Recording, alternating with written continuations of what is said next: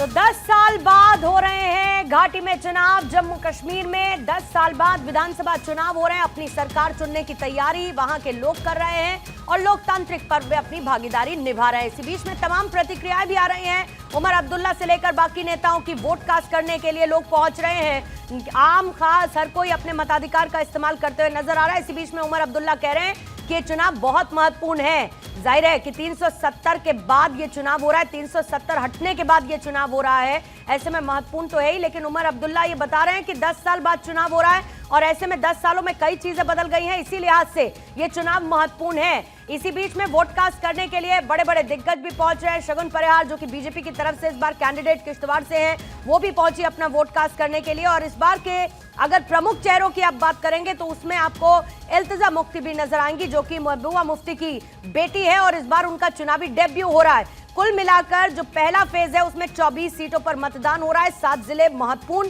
इसमें से कुछ ऐसी सीटें जो कि आतंक प्रभावित क्षेत्र में रही हैं और वहां पर भी लोग बड़ी संख्या में पहुंच रहे हैं अपने मताधिकार का इस्तेमाल करने के लिए। कुल मिलाकर 219 उम्मीदवार आज ऐसे हैं जो कि अपनी किस्मत आजमाते हुए नजर आ रहे हैं। चुनाव आयोग की तरफ से तैयारियां पूरी करी गई हैं और तैयारियां सुरक्षा के लिहाज से बहुत महत्वपूर्ण है, क्योंकि घाटी में जहां पहले कभी इलेक्शन बॉयकॉट की बात होती थी, कश्मीर बदला है, कश्मीर में लोकतांत्रिक व्यवस्था बेहतर हुई है और आज उसी लोकतांत्रिक व्यवस्था के मद्देनजर जब आप तस्वीरें देखेंगे तो आपको ये समझ में आएगा कि लोगों में उत्साह है।